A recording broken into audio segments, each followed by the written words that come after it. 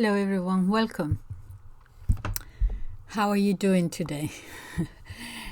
Alright, so I haven't posted anything for the last 2 days because I have been listening to a conference going on in London on national conservatism. Very interesting.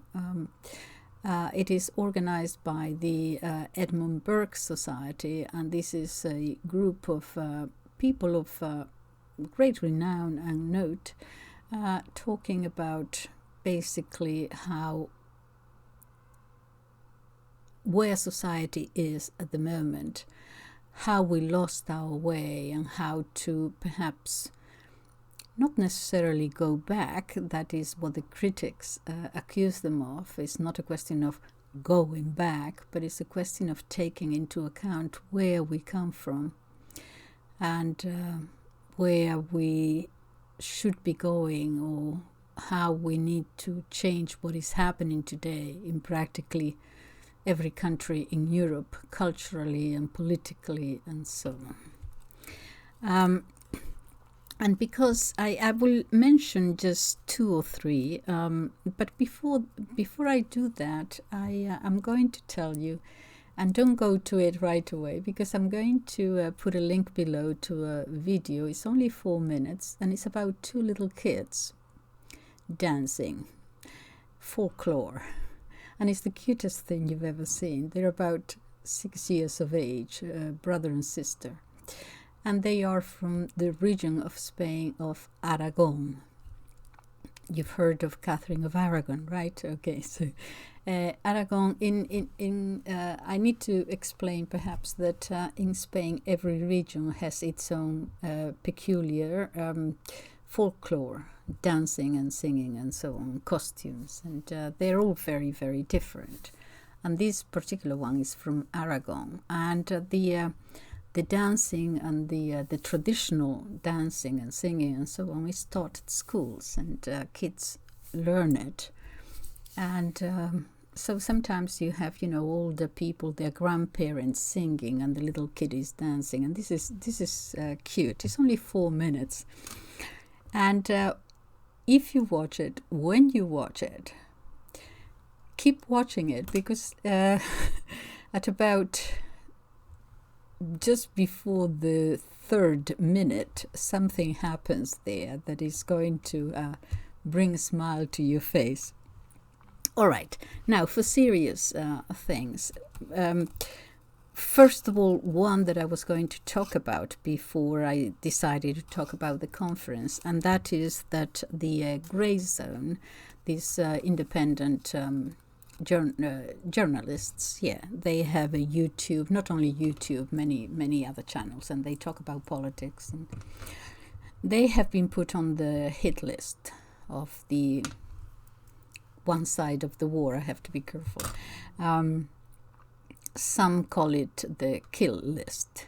It is serious. It is serious because there have been acts of terrorism, of people in this list being killed. And it is very unfortunate that the Grey Zone is actually there now. Scott Ritter is there, the American weapons inspector during the Iraq war is there too. I don't know whether Colonel McGregor is there. I hope not. But there are many who are, and it is, especially if you don't have your own security, it is of concern. I'm reminded of during the Spanish Civil War, in 1936 to 39, there was a Spanish poet of great renown, Rafael Alberti, very good poet. He used to write for newspapers during the war. He was on the Republican side, and sometimes he would mention names, and he would write them in bold type, and that was a message that it was okay to take these people and disappear them, as it were. They would take them for paseillo in Spanish, means take them for walkies, take them for a little stroll, okay, and of course then they would be executed, and this happened usually very early in the morning.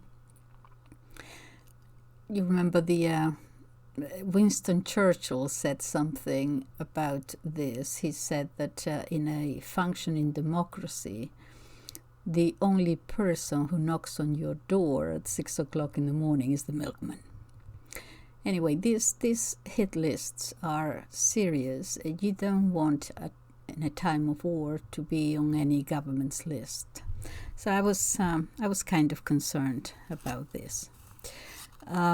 Anyway, let's talk about the conference itself. Many speakers. I urge you to watch it.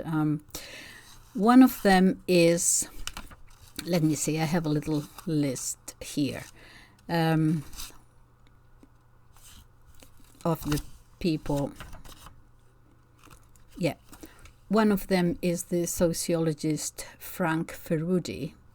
Yeah, of great renown. I used to teach my students, I used to urge my students to read his work on sociology, and he talks about the war against national belonging.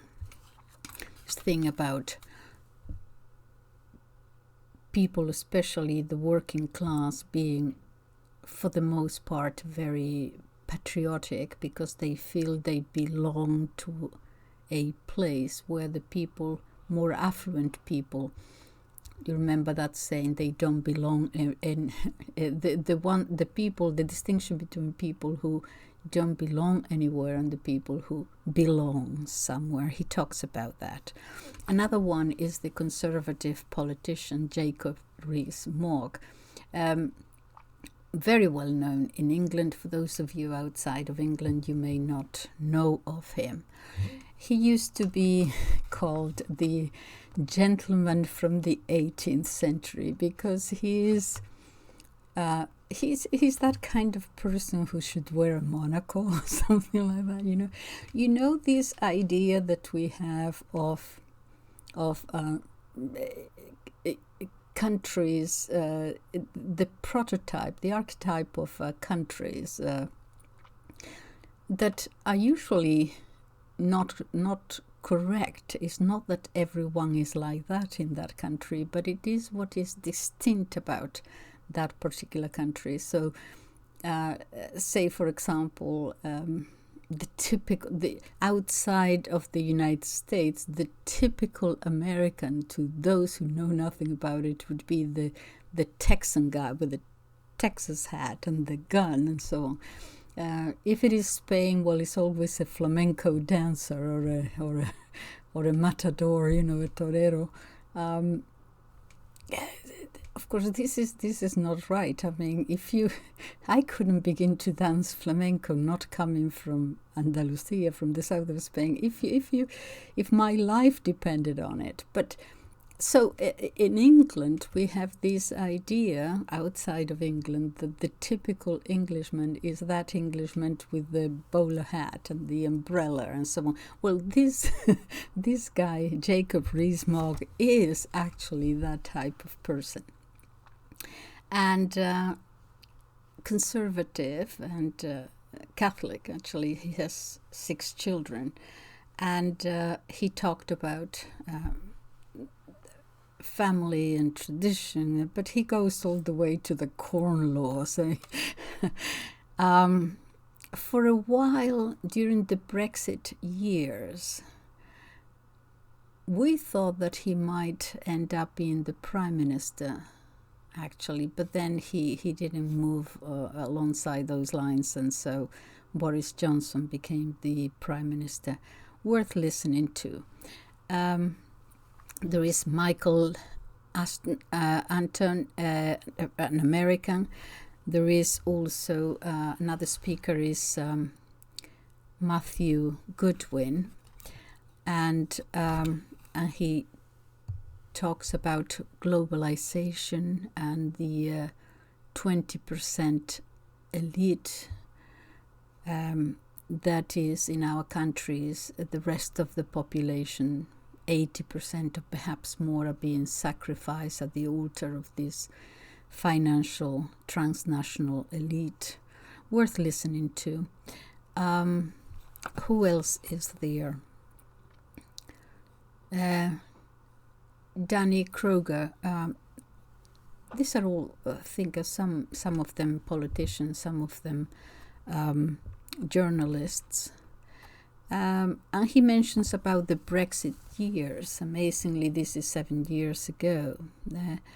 That people voted in order to restore, I have written it down, to restore and renew the basis of politics, to reconnect the government with the people, and to make the parliament the whole source of our laws. And then the referendum happened, and that was the reason. And he asks what happened then, and goes on to talk about the betrayal. Tim Stanley. Tim Stanley is a young man. He's a journalist. I believe he writes for the Daily Telegraph or the Spectator, I believe.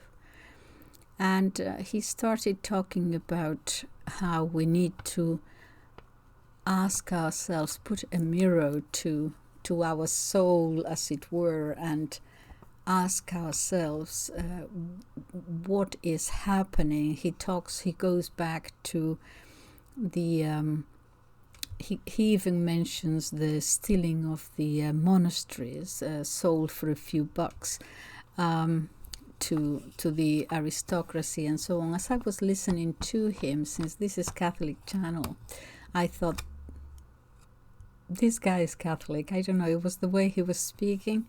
And sure enough, I believe that he's a convert. Thank God for converts to Catholicism. Who else is there? Let me see my little notes here.